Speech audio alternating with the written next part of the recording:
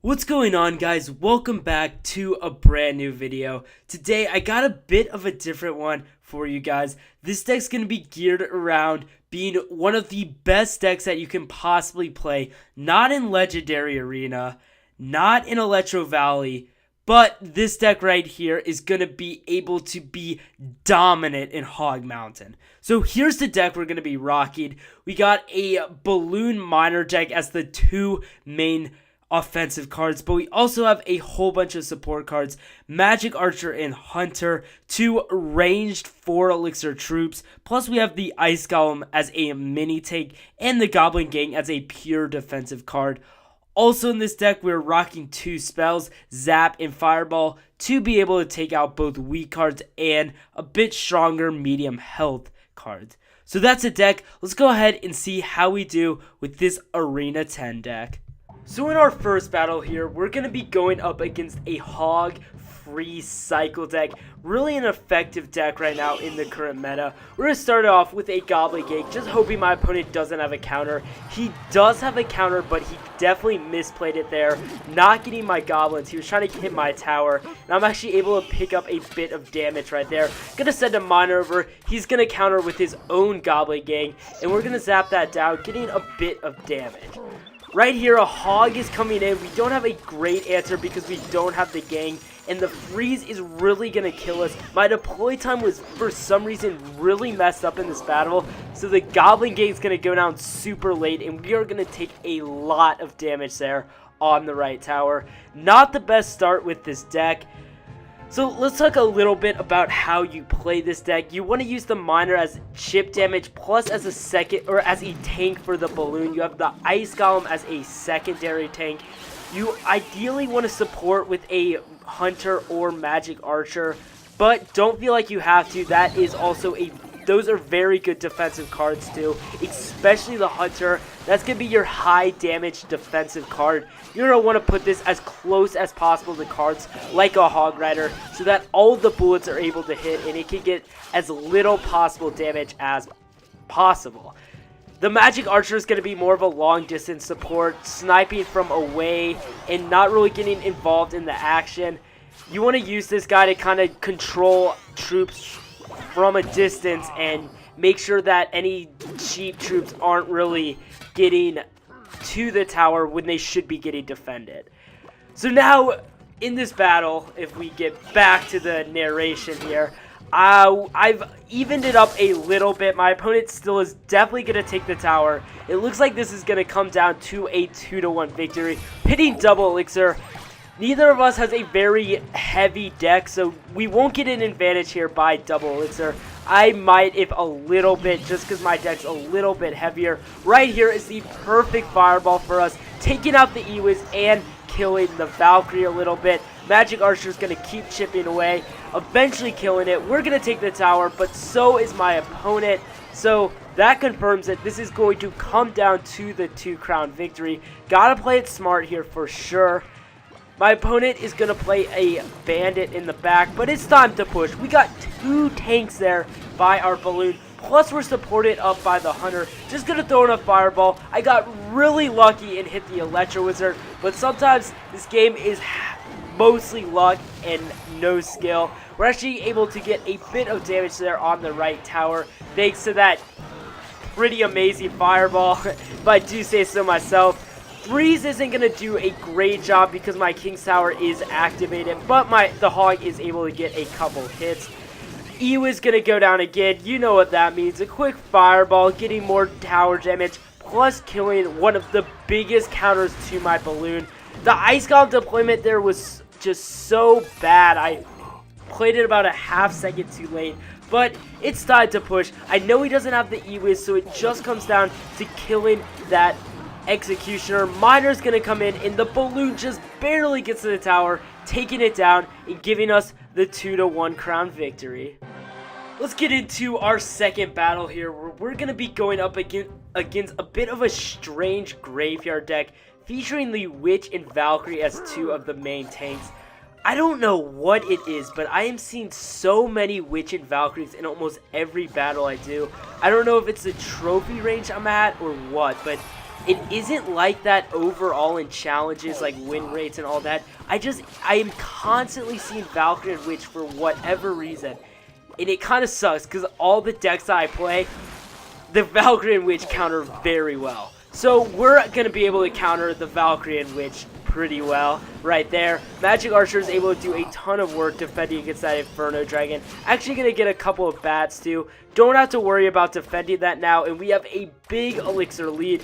Time to do a classic minor balloon push, which is of course going to be the main push in this deck. Freeze goes down, but I'm able to fireball down the Witch thanks to a bit of minor chip damage. My opponent's getting Fire Spirits in there, but so the balloon's not going to be able to get a hit on the tower. But with the bomb exploding, we are able to get quite a few hundred hit points off that tower. So we're looking good. We just got to avoid that freeze. We don't really want him to play the freeze with the graveyard. That can spell bad news really, really fast. So as long as we're keeping it on the defensive side, we're ultimately in a good place. I'm just going to throw a Ice Golem down there. The bats don't get one shot by my Hunter, which is really kind of frustrating. In this deck, I'm playing a lot of level 9 cards, the Balloon and Hunter. Two of the most important are level 9.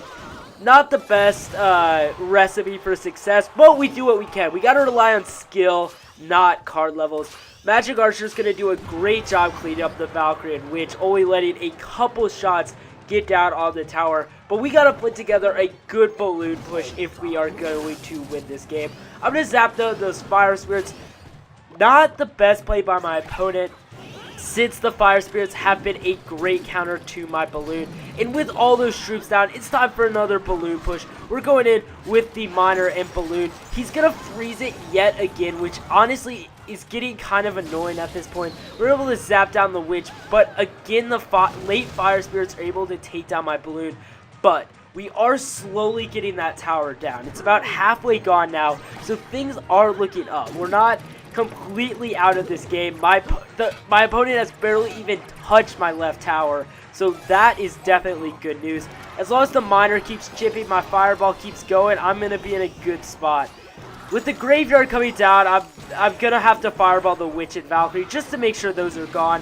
And I'm actually going to take a bit of damage from the graveyard freeze. But my opponent used his freeze, which means we are in the clear for that balloon to go down. Fire Spirits are actually ended up being a great counter to the balloon because it is only level 9. If that was a level 11 or 12 balloon, it wouldn't even be close to that bad. But level 9, it's getting just annihilated. But we're able to get a few hundred more hit points, even more there with the Witch. My Hunter's going to clean it up. Inferno Dragon not going to be able to do much with 2 air shooting troops. And now Miner is going in again.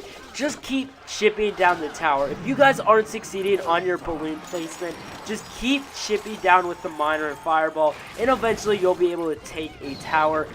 Huge overboard defense by my opponent there, but that tower is very low on health, so he kind of has to do what he has to do.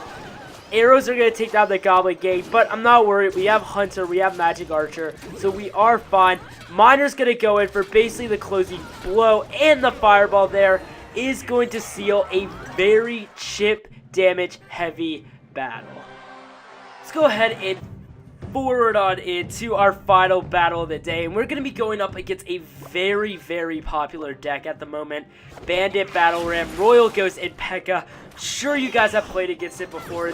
It's a really, really great deck, and we'll have to see how we do against it. It does have minions and the Electro Wizard as strong air defense cards, so we got to be a bit nervous here playing the Balloon. Luckily, his minions are only level 10, which my Zap is easily able to take care of. That gives us a huge advantage. With the E-Wiz coming down there, we're able to Fireball it down, and the Balloon is finally going to be able to land a shot on the tower. Make that 2 shots. That tower is falling down fast. Unfortunately, I had no defense for this Battle Ram, thanks to that offensive masterpiece I put down. So I'm actually going to take a ton of damage, but all in all, we are able to win the trade there. Look at the damage, and shows you we definitely did more damage on the right tower than they did on our left tower. He's going to hit me with the thanks. They're a bit of BM for no reason because I obviously outplayed him.